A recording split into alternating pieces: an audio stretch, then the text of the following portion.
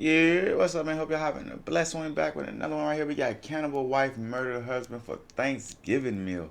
Woo! She nasty. She is nasty.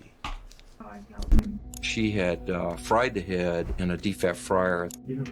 All I remember, I get up, like I said, and I found him in the trash bag. The She stated that she fuck? had cooked some of his ribs in the oven, put some barbecue sauce on it, and actually tasted it. She said it tasted sweet, just like I like it. I wish I knew how I killed him, though.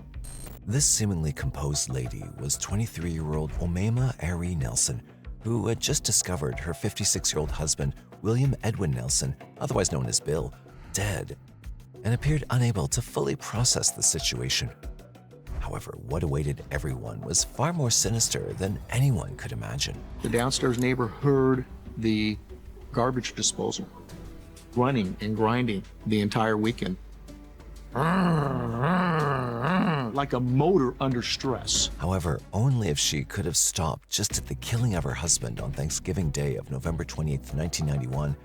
But instead, she decided to go far beyond any human could think of. Two women, there was blood all over them, and the one can say, he must die, he must die. The truth investigators would soon uncover was far darker than anyone dared to believe. It ranks as the most gruesome crime scene that I've ever encountered. And that was kind of in the back of everybody's mind at that time. Are we going to turn up another Jeffrey Dahmer?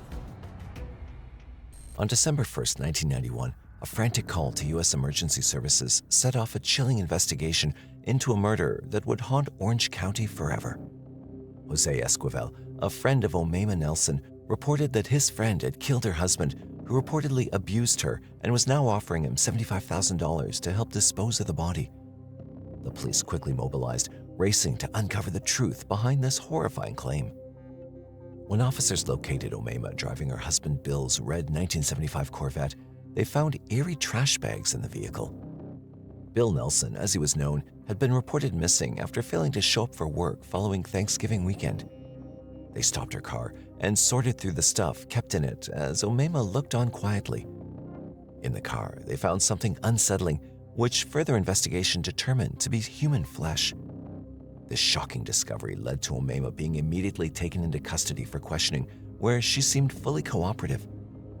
She immediately denied everything that had been reported by Mr. Esquivel to the police department. She told officers that if she had no way to get in touch with him, she really hadn't lived with him very long. She seems cooperative, but the answers that she's giving to questions are a little bit bizarre. The investigation then led police to their apartment in Costa Mesa, California, where they stumbled upon a scene that would become notorious in true crime history. As they entered the apartment, they found Bill, but not in the way they had anticipated, and it seemed like they were walking into a slaughterhouse. Bill's remains were stuffed into suitcases, buried beneath piles of cardboard boxes. The police discovered human flesh and organs wrapped in bags on the floor, alongside a broken table lamp and a heavy clothing iron stained with blood and human hair. As you began to look more closely, you would see a little drop of blood on the doorknob, you'd see a little drop of blood on a wall, maybe some blood on a carpet. Once we started opening the trash bags, it became apparent that there were more body parts. As officers continued their grim search, they found Bill's bedroom in utter disarray. The bedpost had been ripped off and splintered, and the mattress was soaked with blood. The most shocking discovery awaited them in the freezer. Bill's head wrapped in tinfoil, revealing stab wounds and showing signs of having been deep fried. They also discovered two of the bedposts broken and blood-soaked, indicating Bill had been tied up and killed mercilessly. She had fried the head in a deep fat fryer, so it was pretty badly burned. It was completely soaked with blood through and through, as well as the box springs. It ranks as the most gruesome crime scene that I've ever encountered. In the bathroom, the horror escalated.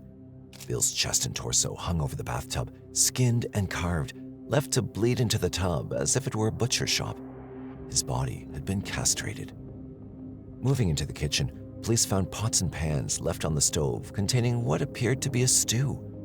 Among the vegetables and turkey meat were Bill Nelson's hands submerged in the concoction with bruises on them. It appeared that he'd been tightly tied up before being murdered. In the trash bin, bits of his hips were mixed with cranberry sauce, a grim twist on Thanksgiving leftovers. This horrifying tableau painted a picture of unimaginable horror. The chilling details of this case would go on to draw comparisons to fictional horrors. What the fuck? This real? Nigga, whoa. Bro, my stomach started like, whoa. Nigga, hold up. She was wildin'. Stories as investigators worked to uncover how such a tragedy could unfold within what was supposed to be a loving marriage. It appears to be organs. We have a coroner's investigator that responds to the scene. And he said, yeah, you see little black spots on the lung? I said, yeah. He said, that's carbon, and that's from smoking. At that point, we had a homicide. His hip area was found disguised with the attributes of a Thanksgiving meal: peas, corn, mashed potatoes, cranberry sauce. His hands were found in a fryer. His head was found in the freezer, amidst frozen vegetables and frozen foods. They find garbage bags inside suitcases that have been just saturated with fluids and flesh, and there's blood everywhere. I mean, this was literally unbelievable. With Bill's dismembered body, the police couldn't immediately identify the cause of death due to the body's condition. The officers were certain that it was Bill, but to be fully sure and to unravel the mystery behind this soul-shaking murder, they delved deep into Omema's past, and what they discovered was going to be among the most disturbing discoveries of their careers. Omema Ari Nelson's life began in a small, impoverished farming village in southern Egypt near the Sudanese border in 1968. Born into a conservative Arabic household as one of 16 children, her early years were marked by hardship and trauma. Her father had a bad temper and was abusive, subjecting her to both physical and assault from a young age. Scars of her childhood were deepened by the horrific tradition of female circumcision, which she endured at the age of just 7. This was a painful procedure that left her in constant agony and made intimacy nothing but a source of terror. As she grew older, her mother made the difficult decision to divorce her father and move to Cairo, an Egyptian city infamous for its homes built around cemeteries, known as the City of the Dead. In this bleak environment, Omema faced further challenges. The agony she endured not only affected her ability to form intimate relationships, but also instilled a profound sense of fear and vulnerability. Despite all the hardships, Omema blossomed into a strikingly beautiful and vibrant young woman. By the time she turned 18 in 1986, Omema's life took yet another dramatic twist. She met Roger Stainbrook, an American oil worker working on contract in Egypt. Drawn to him and the promise of a new life, she got romantically involved with him. Though her mother was hesitant about the cross-cultural relationship, she eventually accepted the relationship with a possible fear that no Egyptian man would accept her. With the hopes of freedom and new opportunities, Omema moved with him to Texas, United States. But what awaited her there was only another chapter of hardship. Soon, the cracks in their relationship began to show, and before long, their marriage ended. Still a teenager, Omema found herself stranded and alone in a foreign city with only a grasp of English and no one to turn to. Determined to survive, Omema took on odd jobs like being a nanny or waitress, but these alone couldn't sustain her. She even ended up getting arrested briefly for robbing a pharmacy. And at another point, she attacked 2 security guards who caught her stealing in a department store. She worked as a part-time model too, but soon realized that her beauty could be used for her better survival. She had this attraction to men, and she could play pool, and she was very articulate and very friendly. What she was good with was her sexuality. She could get men to do things for her, and she used her sexuality to get what she wanted. She lured men in, entrancing them with her striking appearance, only to rob them once they were at their most vulnerable. A risky game she played to survive. Omema would get men in a compromising position, tying them up, using a weapon, and stealing from them.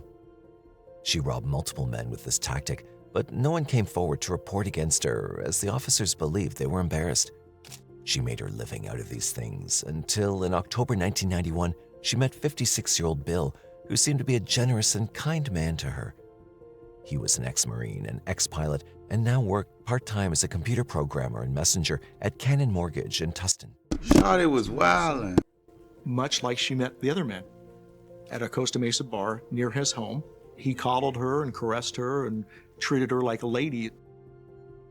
He loved her. He was kind of what we might term in California old school. Still wanted to have a relationship, but wouldn't unless he married her. Bill was 33 years older than Omema, but their relationship quickly escalated, and he proposed to her just 2 days after meeting her. The two hit it off and were married within a month, despite the fact that Bill was still legally married to his first wife. They got in his red Corvette and they drove straight to Phoenix, where they found a justice of the peace and got married. She and Bill spent their whirlwind honeymoon visiting his relatives in Texas and Arkansas, though it was a tense introduction. Bill's family had strong reservations about the marriage. Not only was he twice her age, but Omema was younger than some of Bill's own children, making the relationship hard for them to accept. Still, Omema charmed everyone she met with her gentle yet clever demeanor, casting an impression that seemed to ease some doubts, at least on the surface. Once the honeymoon ended and they moved into Bill's apartment in Costa Mesa, California, the cracks began to show. On the surface, they appeared to be a typical couple, but their seemingly ordinary life concealed something deep and unsettling, as claimed by Omema about her marriage. That her husband had raped her, had beat her up, had put her through a few days of bondage. Even on Thanksgiving Day, Bill reportedly tried to abuse her, and Omema responded with a tactic she was well known to use. There must have been something special or different about Omema. She tied his ass He up. wasn't the first man she tied up. I think the earlier crimes of tying men up and robbing them helped her become more confident. There was something about him that she felt the need to destroy him. This time, Omema didn't stop and killed her husband. According to her claims, Bill sexually assaulted her that night, and as it was already a contentious act for her, she couldn't control her rage.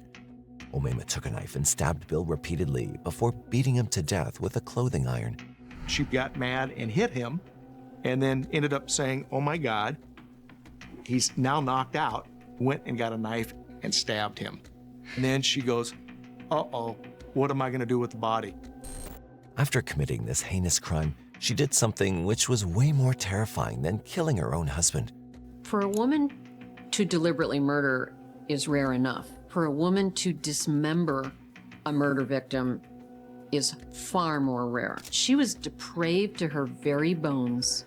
She, piece by piece, hung up his torso in the shower with coat hangers and other things in order to let the blood dry out. Omema had killed her husband on Thanksgiving Day, November 28, 1991. Over the following days, she dismembered his body, a grim task she continued until December 2, 1991, when she finally found herself exhausted and unable to continue alone. Seeking assistance, she approached her friend Jose, claiming her husband had assaulted her and she was seeking his help. But instead, horrified, Jose went straight to the police, setting the stage for a chilling investigation.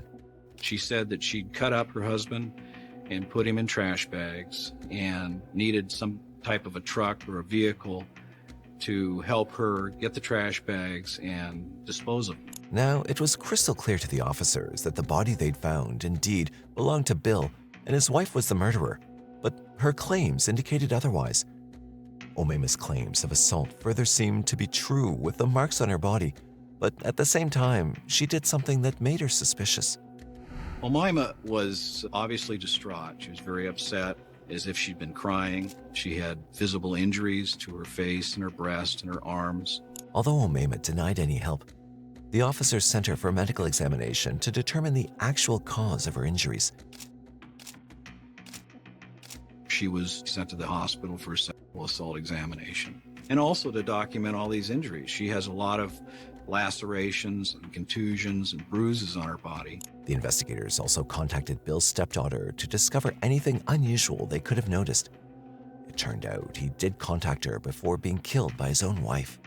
Bill Nelson talked to his stepdaughter on Thanksgiving Day and told her that he had a turkey dinner and with all the fixins and everything was great. There were no problems. As the investigation deepened, detectives turned to Bill's neighbors, hoping someone might have noticed something unusual. They did recall hearing a strange sound that night, a noise that had seemed ordinary at the time, but in light of recent events, took on a horrifying new significance. The downstairs neighbor heard the can never die, got a lit spirit. garbage disposal running and grinding the entire weekend. Like a motor under stress. It takes a great deal of effort to cut it up into multiple pieces, to package all those pieces so that they don't look human. Thanksgiving, a day meant for celebration, became a day of horror for Bill Nelson as he suffered a gruesome death at the hands of his young bride. What began with his murder only escalated into savagery. In the days that followed, Omema set to work dismembering his body with a disturbing methodical precision. Piece by piece, she tore apart his remains, crossing lines of cruelty. When authorities finally uncovered the evidence, they suspected that this level of savagery didn't come from a first-time offender. 25 or more wounds to the skull. It was a very violent death. The way the body was cut up was actually done fairly professional. Cut with such precision that the coroner's office was very concerned. Had she done this before? What came next would haunt the investigators for years. When the medical examiners weighed all the remains found in Omema's apartment and compared them to Bill's records, they realized something horrifying. Nearly 180 pounds of them were missing. Given the grim discoveries already made, it became apparent to the officers what could have happened. The implications were unthinkable, and the missing weight suggested that Omema had disposed of large portions of his body. The police arrested Omema the same day she was reported by her friend and was brought in for questioning. As haunting as these findings were about Bill, no one could have prepared them for the horrific revelation lurking in the depths of a hidden secret room. When they asked about the murder, Omema quickly attempted to shift the entire focus of the case, taking the investigation down an unexpected and troubling path. The interview with Omema was 3 to 4 hours. And throughout the entire time, she never really sat down. She'd talk in third person. She'd talk about hallucinating. When the officers asked her about the murder of Bill and why she killed him, she claimed that she did not kill her husband. Did you tell Jose the day that you killed your husband? Tell my husband? Uh-huh. He wished. You wish, huh? No, I did not. You didn't tell Jose that? He didn't ask it. He doesn't know what he's talking about. When officers confronted Omema about the human flesh they discovered in the car she was driving, her response left them speechless. At that moment, the true depths of her detachment and cruelty became horrifyingly clear, making them realize that they were dealing with something far darker than they'd anticipated. I thought that he killed somebody who had been in 4 years. And he was discovered with a plane full of marijuana. He ends up doing a federal prison sentence for drug smuggling. And stuff like that. Bill had indeed gotten into some legal troubles when he was a pilot for smuggling drugs and electronics into Mexico from an airport in Texas. He'd gotten caught and had gone to prison for 4 years, but this was not the case here. As the officers called her in for questioning the second time, Omema gave a glimpse of the reason which could have forced her to kill her husband. She said once they were married, Bill started showing his violent side, physically and sexually abusing her during their short union, but she still denied killing him. You know, and tied me up, so he said in my shoulders like this, right here in my chest. Fat on your shoulder? Yeah, and I couldn't breathe. I didn't know. I didn't believe he's dead. He can't breathe. After further pressing, Omema accepted having killed her husband, but now she left them with another unsolved mystery.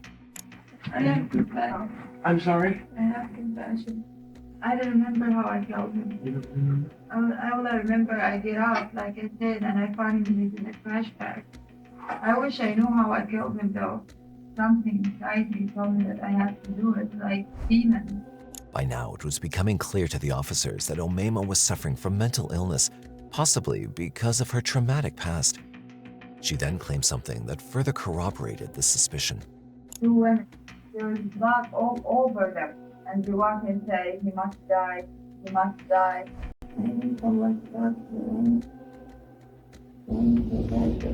Her demand made it clear to the officers that either Omema genuinely had some serious mental issues or she was pretending to have some to reduce her sentence. It was almost as if she was grabbing for anything she could to minimize her involvement in this horrific crime.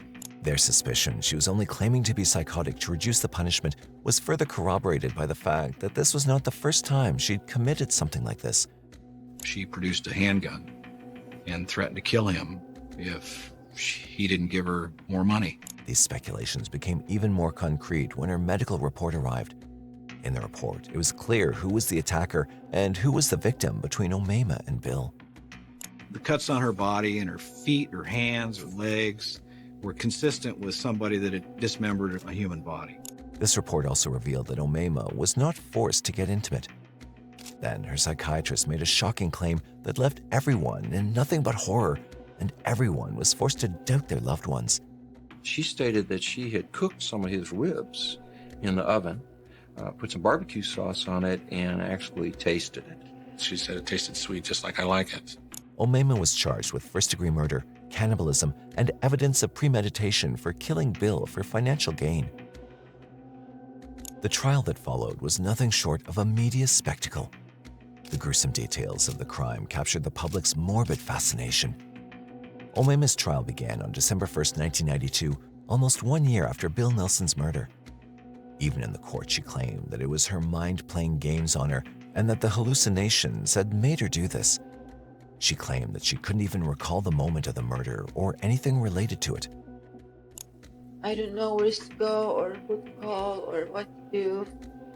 And I got mixed, like confused. I don't know who I am or who's that person I'm not related to. I thought he's a stranger. I thought, what am I doing in this place? However, her ex-boyfriend, Robert Hansen, to whom she'd also reached out to on the day of the murder, described a different story about her.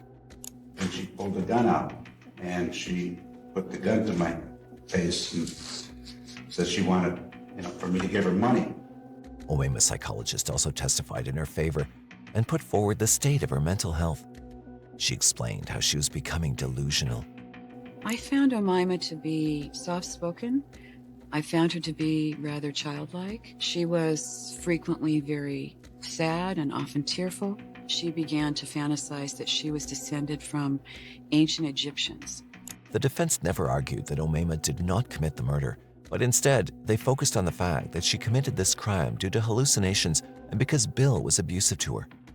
According to Omaima, the voices in her head not only urged her to kill her husband, but also directed her to dismember his body, an attempt to escape from Bill once and forever. The ancient Egyptians believed that if your body is scattered, you will not go to the afterlife. So she cut him up. She was making sure that if she got to the afterlife, he wouldn't be there. However, she refused to explain why she cooked him. She bragged to her psychiatrist that the ribs were the best part, that nothing was sweeter than the taste of her husband. She wanted his money and not him. That doesn't mean she had to consume him. Omaima consistently maintained that she did not intend to murder Bill. On the other hand, the prosecutors pressed for murder charges, and she was found guilty of second-degree murder by the jury on January 12, 1993, after deliberation. She was also found guilty of assault with a deadly weapon for her attempted robbery of Robert. Omaima, then 24 years old, was sentenced to 25 years to life in the Central California Women's Facility in Chowchilla, California. Omaima Ari Nelson's story is one of tragedy intertwined with horror, a true crime tale that continues to resonate as one of the most disturbing cases in California history. With about 130 pounds of Bill's body still missing, she was even compared to the famous serial killer Jeffrey Dahmer. The Jeffrey Dahmer case had just occurred before this, and that was kind of in the back of everybody's mind at that time. Are we going to turn up another Jeffrey Dahmer? Although Omaima never confessed the key details of the account, the officers theorized what could have gone wrong on that fateful day. We theorized that he entered into a consensual bondage session with Omaima. She tied him to the headboard and probably wanted some type of money or access to his wealth. With Omaima Ari Nelson safely behind bars, Californians breathed a sigh of relief, knowing that one less dangerous figure roamed their streets. Yet, even in prison, Omaima fought to regain her freedom. She first applied for parole in 2006, only to be met with a firm denial. Undeterred, she made another attempt in 2011. But once again, her request was swiftly rejected, much to the relief of investigators who believed that her release would only spell more danger. She should not be paroled. She's a very much danger to society because she's actually now doing the same stuff since she's been in prison that she did in the outside world. She got married to a gentleman that she knew at the time of Mr. Nelson's death. He was in his 80s at the time. Just a few years back, he died. He left her a large sum of money. For the moment, Omema remains unable to touch any money she might hope to claim on the outside. But if granted parole, her access to freedom and funds could change everything. With financial means and her freedom restored, she might be able to rebuild a life beyond the prison walls, something that has long haunted the victims' families and those who remember her chilling crime. In 2026, she'll once again be eligible for a parole hearing, a decision that will ultimately determine her fate. This case highlighted how traumatic experiences in childhood could lead to mental health issues in the future. With this, we ask you, what do you think about this case? R.P. dude, man, she messed up. She was an escort. She tied that man to the bedpost, act like she was ready to do some shit and pull the blicky out on her. That's crazy. We're gonna go ahead and end this one right here, man. Y'all go ahead and like, comment, and subscribe. Hope you have a blessed one. See y'all on the next video.